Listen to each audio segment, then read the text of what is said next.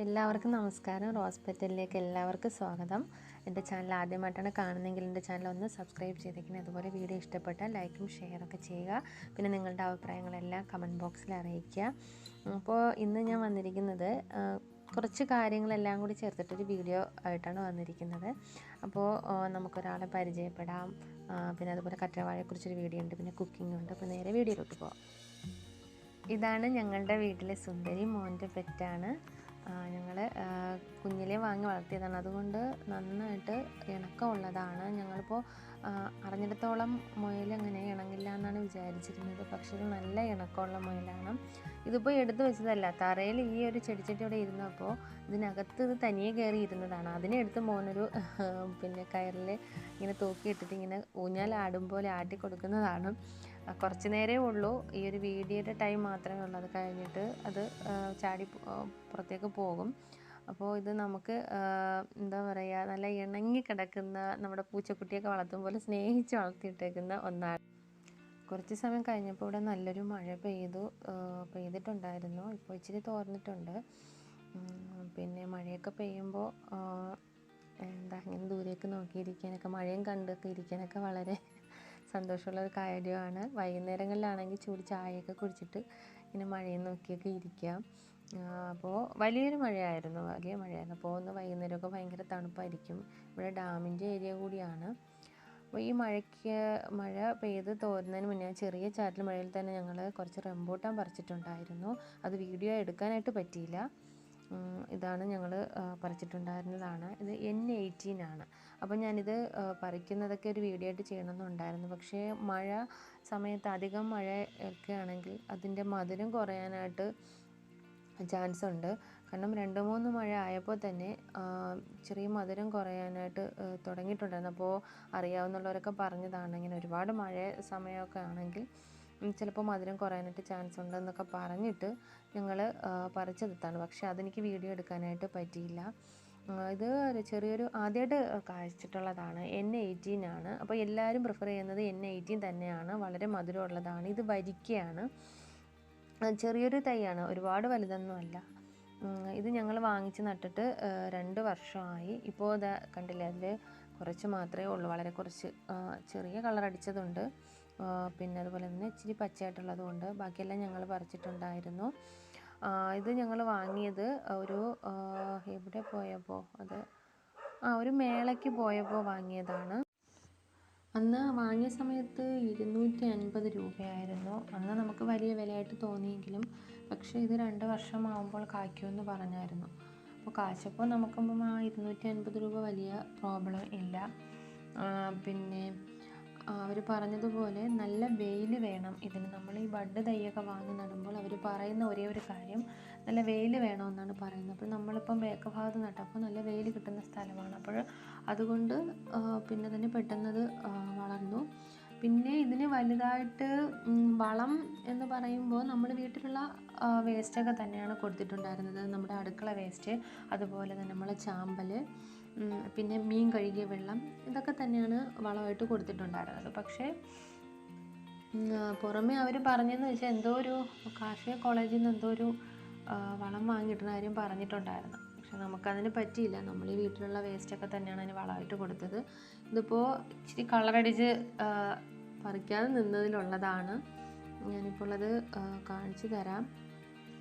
ഇത് വരിക്കയെന്നാണ് പറഞ്ഞു തന്നിട്ടുണ്ടായിരുന്നത്. അപ്പോൾ ഞങ്ങൾക്ക് ഡൗട്ടായിരുന്നു കാരണം നമുക്ക് മേളയിൽ നിന്നൊക്കെ വാങ്ങുമ്പോൾ അവരെ പിന്നെ നമുക്ക് കാണാൻ കിട്ടാത്തൊരു കാര്യമാണ്. അപ്പോൾ പറഞ്ഞതൊക്കെ സത്യമാണോ എന്നൊരു ഡൗട്ടുണ്ടായിരുന്നു. പക്ഷേ കുഴപ്പമില്ല, ഇത് വരിക്ക തന്നെയാണ്. കുരുവിൽ നിന്ന് വേർപെട്ട് പോകും അതിൻ്റെ മാംസം. പിന്നെ കുഴപ്പമില്ല, എല്ലാവരും പറഞ്ഞത് കണക്ക് തന്നെ നല്ല അടിപൊളിയാണ്, നല്ല മധുരമാണ്. അപ്പോൾ എന്തായാലും എല്ലാവരും വന്ന് വാങ്ങി നടാൻ ശ്രമിച്ച് നോക്കുക കേട്ടോ. N18 ഇത് 2 ആഴ്ച മുന്നേ ഞാൻ വീഡിയോയിൽ കാണിച്ചിട്ടുണ്ടായിരുന്ന കറ്റാർവാഴയാണ്. നമ്മുടെ സവാള പിന്നെ അരച്ച് ചേർത്തിട്ട് വെള്ളവും കൂടെ ചേർത്തിട്ട് ഒഴിച്ച് ഞാൻ പറഞ്ഞിട്ടുണ്ടായിരുന്നു, നട്ടിട്ടുണ്ടായിരുന്ന കറ്റാർവാഴയാണെന്ന് പറഞ്ഞിട്ടുണ്ടായിരുന്നു. അന്ന് ഞാൻ 2 തൈ ഇതിൽ കാണിച്ചിട്ടുണ്ടായിരുന്നു. ഇപ്പോൾ അതേ വീണ്ടും ഉണ്ടോ, പെട്ടെന്നുള്ള വളർച്ചയുണ്ടോ, അതിൻ്റെ ഒരു മാറ്റം. ഇവിടെ ഒരു തൈയുണ്ട്, അതുപോലെ ഇതാ ഇവിടെ ഉണ്ട്. മറ്റേ 2 തൈകളും തന്നെ നന്നായിട്ട് പെട്ടെന്ന് തന്നെ വലുതായി. മൊത്തം 4 തൈ. നേരത്തെ 2 ഉണ്ടായിരുന്നു. ഇപ്പോൾ വീണ്ടും പിന്നെ 2 ആഴ്ച കൊണ്ട് തന്നെ വീണ്ടും അടുത്ത 2 തൈകൾ വന്നിട്ടുണ്ട്. അതുപോലെ തന്നെ ഇത് നല്ല ഗ്രീൻ കളറാണ്. ഇതിൻ്റെ ഇലയൊക്കെ നല്ല ഗ്രീൻ കളറാണ്. അപ്പോൾ ഇതിന് മുന്നേ ഉള്ള എല്ലാം തന്നെ ചെറിയൊരു യെല്ലോ കളർ കൂടി ചേർന്നിട്ടുള്ളതാണ്. ഇത് പക്ഷെ നല്ല ഗ്രീൻ കളറാണ്. അപ്പോൾ എന്തായാലും നിങ്ങൾ ഇത് ഞാൻ അന്ന് പറഞ്ഞതുപോലെ നിങ്ങളത് ധൈര്യമായിട്ട് നിങ്ങളത് ചെയ്ത് നോക്കുക. കറ്റാർവാഴ തൈകൾ ഒരുപാടുണ്ടാവും. ഇപ്പോൾ 2 ആഴ്ച കൂടുമ്പോൾ അടുത്ത തൈകൾ വീണ്ടും കിട്ടും. അപ്പോൾ എന്തായാലും നിങ്ങളിതൊന്ന് ട്രൈ ചെയ്ത് നോക്കണേ. ഇത് അതിന് മുന്നേ തന്നെ ഇവിടെ ഉണ്ടായിരുന്ന കറ്റാർവാഴയാണ്, മറ്റേ വലിയ കറ്റാർവാഴ. ഇപ്പോൾ ഇതിൽ നിങ്ങൾക്ക് നോക്കുമ്പോൾ മനസ്സിലാവും നല്ല തഴച്ച് നിൽക്കുന്നെങ്കിലും ഒരു ചെറിയൊരു യെല്ലോ കളർ കൂടിയുണ്ട്. പക്ഷെ അത് പ്രോബ്ലം അല്ല. എന്നിരുന്നാലും അതേ അടുത്ത് നിൽക്കുന്ന കറ്റാർവാഴ കണ്ടല്ലോ, ഞാൻ നേരത്തെ കാണിച്ചിരുന്ന കറ്റാർവാഴയാണ്. അപ്പോൾ അതും ഇതും തമ്മിലുള്ള വ്യത്യാസം നിങ്ങൾക്ക് മനസ്സിലായല്ലോ. അതിൽ നമ്മൾ സവോള പിന്നെ വെള്ളത്തിൽ അരച്ച് ചേർത്തിട്ട് ഒഴിച്ചിട്ട് ഉള്ളതാണ്. അപ്പോൾ അതിൽ നിന്ന് വരുന്ന തൈകളും സെയിം കളറിലാണ് വരുന്നത്. പക്ഷേ ഇതിലാണെങ്കിൽ വരുന്ന തൈകൾ കണ്ടോ, യെല്ലോ കളറിൻ്റെ ഒരിതുണ്ട്. അപ്പോൾ നിങ്ങൾ എന്തായാലും ഈ ഒരു ഇതൊന്ന് ട്രൈ ചെയ്ത് നോക്കണേ. 100% റിസൾട്ടാണ്. അതുകൊണ്ടാണ് ഞാനിത് പെട്ടെന്ന് തന്നെ ഇതിനെക്കുറിച്ചൊരു വീഡിയോ ചെയ്തത്. കാരണം 2 ആഴ്ച കൊണ്ട് എനിക്ക് വീണ്ടും പുതിയ 2 തൈകൾ അതിൽ നിന്ന് ഉണ്ടായിട്ടുണ്ട്. ഓക്കെ. ഹസ്ബൻഡ് വന്നപ്പോൾ കാട ഇറച്ചി വാങ്ങിക്കൊണ്ട് വന്നായിരുന്നു. അപ്പോൾ ഇന്ന് രാത്രിയിലത്തേക്ക് കാട ഫ്രൈ ആണ്. അതിന് ചപ്പാത്തിയോ ആപ്പമോ ഉണ്ടാക്കണം. അപ്പോൾ അത് ഇവിടെ എല്ലാവർക്കും ഇഷ്ടം ഫ്രൈ ആണ്. അപ്പോൾ ഞാനിടയ്ക്കൊക്കെ ഓരോ പരീക്ഷണങ്ങൾ നടത്താറുണ്ട്. റോസ്റ്റ് ചെയ്യാറുണ്ട്, കറിയായിട്ട് വയ്ക്കാറുണ്ട്, എല്ലാം ചെയ്ത് നോക്കാറുണ്ട്. നമുക്ക് കാട ഫ്രൈ ചെയ്യുന്നതിന് വേണ്ടിയിട്ട് അപ്പോൾ അതിൻ്റെ ചതയുള്ള ഭാഗത്ത് ഒന്ന് വരഞ്ഞു കൊടുക്കാം. വളരെ കുഞ്ഞ് കോഴിയാണ് കിട്ടിയിരിക്കുന്നത്. പക്ഷേ ഇതിൽ തന്നെ കുറച്ചുകൂടി ഇറച്ചിയുള്ള കോഴി കിട്ടും. അത് ചില കടകളിൽ പിന്നെ തീരെ മെലിഞ്ഞിട്ടുള്ള കോഴികളായിരിക്കും. ഇതിപ്പോൾ അങ്ങനെയാണ്, വളരെ കുറച്ച് മാത്രമേ അതിന് മാംസമുള്ളൂ. എന്നാലും കുഴപ്പമില്ല, പിള്ളേഴ്സിനൊക്കെ ഇഷ്ടപ്പെടും.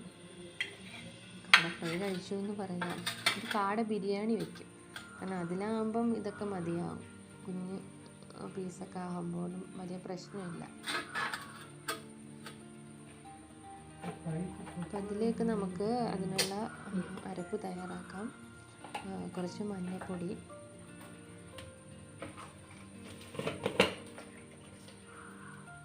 അതിലേക്ക് പിന്നെ കുരുമുളകൊക്കെ എരിവിനനുസരിച്ച് ഇട്ടാൽ മതി.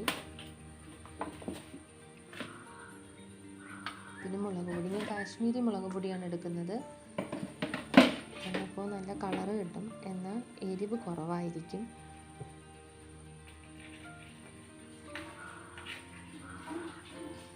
പിന്നെ ആവശ്യത്തിന് ഉപ്പിടുക. പിന്നെ പെരുംജീരകം പൊടിച്ചത്. ഇങ്ങനെ ഫ്രൈ ചെയ്യുന്നതിലെല്ലാം തന്നെ നമ്മൾ ഗരം മസാല കിട്ടുന്നുണ്ട്. പെരുംജീരകം സെപ്പറേറ്റ് ഇടുന്നുണ്ട്. പിന്നെ ഇനി സെപ്പറേറ്റാണ് ഇടുന്നത് ഗരം മസാല. പിന്നെ അതിലേക്ക് ഇഞ്ചി വെളുത്തുള്ളി ചതച്ചത്,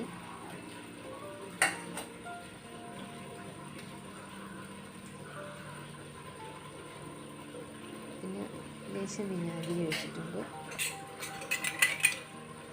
പിന്നെ മുട്ടയുടെ വെള്ള, ഒരു മുട്ടയുടെ വെള്ളം ഞാൻ എടുത്തിട്ടുള്ളൂ. നന്നായിട്ട് മിക്സ് ചെയ്യുക.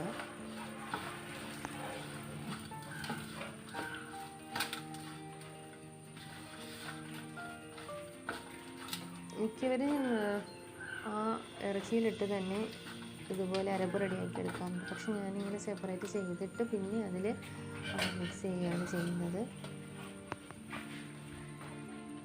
കാരണം ചില ദിവസങ്ങളിൽ ഞാൻ ഇതുപോലെ ഇറച്ചിയൊന്നും കഴിക്കാറില്ല. അന്നേരം നമുക്ക് ഉപ്പ് നോക്കണമെങ്കിൽ വളരെയധികം ബുദ്ധിമുട്ടായിരിക്കും. അപ്പോൾ സെപ്പറേറ്റ് നമ്മൾ അരപ്പ് റെഡിയാക്കിയിട്ട് അതിൽ നമുക്ക് ഉപ്പൊക്കെ വേണമെന്നുള്ള വെച്ചാൽ മാറ്റങ്ങൾ വരുത്താം.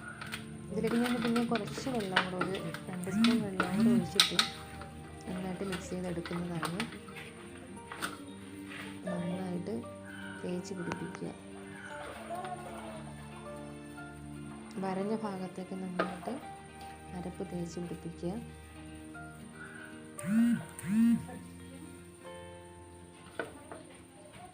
കാശ്മീരി മുളക് പൊടി ആയതുകൊണ്ട് നല്ല കളറുണ്ടാവും. അപ്പോൾ കാണാനും നല്ല ഭംഗിയായിരിക്കും, കഴിക്കാനും തോന്നും.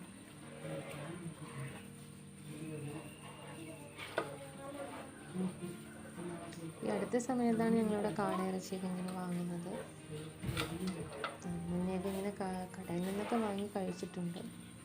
എന്നാലും നമ്മൾ വീട്ടിൽ വയ്ക്കുന്ന ഒരു സ്വാദ് എന്തായാലും പുറത്തുനിന്ന് വാങ്ങുമ്പോൾ കിട്ടാറില്ല.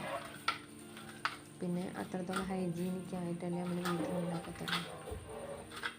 കുട്ടികൾക്ക് പ്രത്യേകിച്ചും ഇപ്പോഴത്തെ അവസ്ഥയിൽ വീട്ടിലുണ്ടാക്കി തന്നെ നമ്മൾ ഫുഡ് കൊടുക്കാൻ ശ്രമിക്കുക.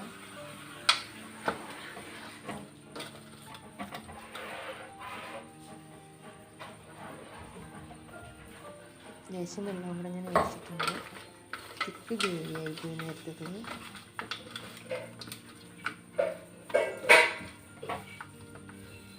വേണമെങ്കിൽ നമുക്ക് നാരങ്ങ നീര്, പിന്നെ ഞാൻ വിനാഗിരി ഒഴിച്ചിട്ടുണ്ടെങ്കിൽ നാരങ്ങ നീര് എടുക്കാം. അപ്പോൾ വിനാഗിരിക്ക് പകരമാണെങ്കിൽ നാരങ്ങ നീര് നമുക്കിതിൽ ചേർക്കാം. പിന്നെ ചിലപ്പോൾ തൈരൊക്കെ ചേർത്ത് കണ്ടിട്ടുണ്ട്, പക്ഷെ എനിക്കത് ഇഷ്ടമല്ല. തൈര് ചേർക്കാറില്ല. ഇനി ഇത് അരപ്പ് പിടിക്കാനായിട്ട് മാറ്റി വയ്ക്കാം. നമ്മളിപ്പോൾ ഫ്രിഡ്ജിൽ വെച്ചിരുന്നാലും മതിയാവും. ഒരു അരമണിക്കൂർ ഫ്രിഡ്ജിൽ വെച്ചിരുന്നാലും കുഴപ്പമില്ല. ഇവിടെ ഇപ്പോൾ കാട വറുത്തെടുക്കാനുള്ള ടൈമായി. അപ്പോൾ കറണ്ട് പോയി. പിന്നെ ഉള്ള വെട്ടത്തിലൊക്കെ വെച്ചിട്ടാണ് എടുക്കുന്നത്. മെഴുകുതിരി വെട്ടത്തിലാണ് ഞാനിപ്പോൾ വീഡിയോ ചെയ്യുന്നത്. അപ്പോൾ അതിൻ്റേതായ ഒരു വ്യക്തതയില്ലായ്മ ഉണ്ട്. അപ്പോൾ ഞാൻ ഇരുമ്പിച്ചട്ടി വെച്ചിട്ട് എണ്ണ ചൂടാക്കാനായിട്ട് ഒഴിച്ചിട്ടുണ്ട്. വെളിച്ചെണ്ണയാണ്, ഇവിടെ മെല്ലിലാട്ടിയ വെളിച്ചെണ്ണയാണ് ഉപയോഗിക്കുന്നത്. ഇതിന് മുന്നത്തെ വീഡിയോയിലും പറഞ്ഞിട്ടുണ്ടായിരുന്നു. ഇനി കാട ഓരോന്നായിട്ടിട്ട് വറുത്തെടുക്കണം. ഒരെണ്ണം കൂടെ ഇടാൻ പറ്റും. ഇപ്പോൾ ഇത് 2 എണ്ണം ആദ്യം വറുത്തെടുക്കാം. കുറച്ച് എണ്ണ വേണ്ടി വരും. നമ്മൾ ചെറിയ പീസ് ഇടും പോലെ അല്ലല്ലോ.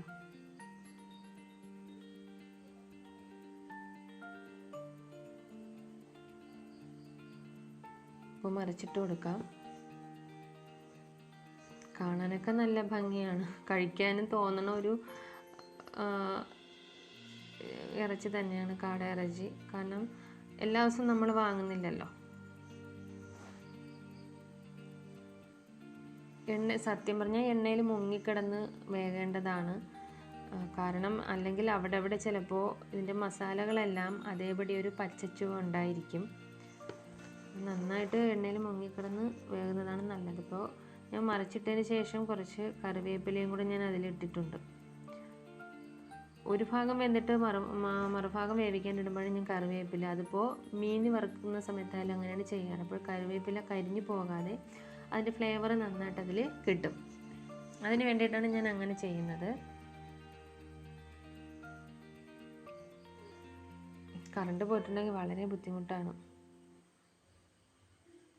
ഇപ്പോൾ റെഡി ആയിട്ടുണ്ട്. ഇനി ഇതിനെ പ്ലേറ്റിലേക്ക് മാറ്റാം.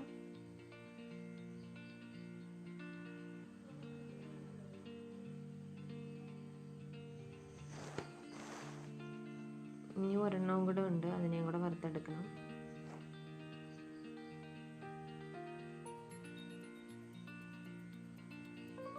നമ്മൾ വറുത്തെടുത്തിട്ടുണ്ടെങ്കിൽ തീരെ നമ്മൾ നേരത്തെ കണ്ടതിൽ തീരെ കുഞ്ഞു കാടയായിട്ട് തോന്നും.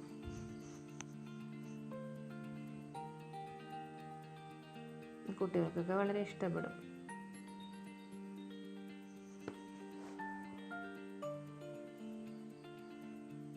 അതിൻ്റെ പൊടിയും കൂടിയൊക്കെ ഞാൻ എടുക്കുന്നുണ്ട്. കാരണം ഇതിൻ്റെ പൊടി മാത്രം ഉണ്ടെങ്കിലും നമുക്ക് കഴിക്കാം. ചപ്പാത്തിയോ എന്ത് വേണമെങ്കിലും കഴിക്കാം അതിനോടൊപ്പം. ഇനി ഒരെണ്ണവും കൂടെ ഉണ്ട്.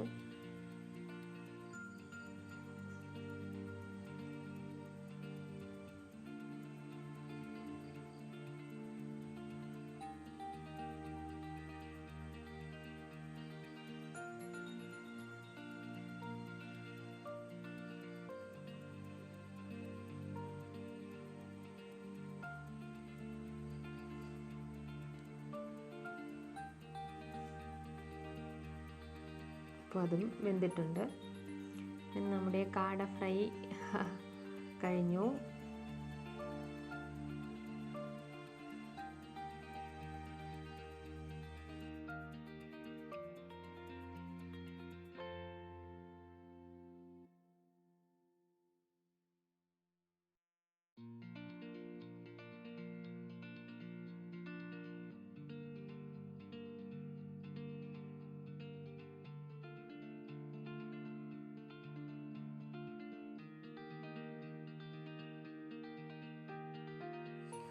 അപ്പോൾ ഞങ്ങൾ കഴിക്കാൻ പോവുകയാണ്.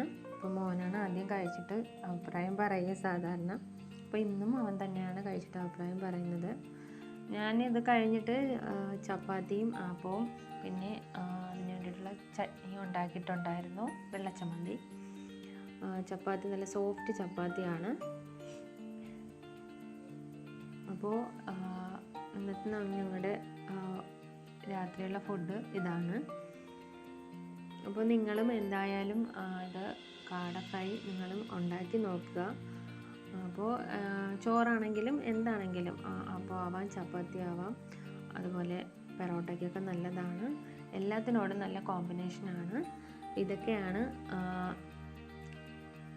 ഇന്നത്തെ എൻ്റെ ദിവസം കടന്നുപോയത് ഇതിലൂടെയൊക്കെയാണ്.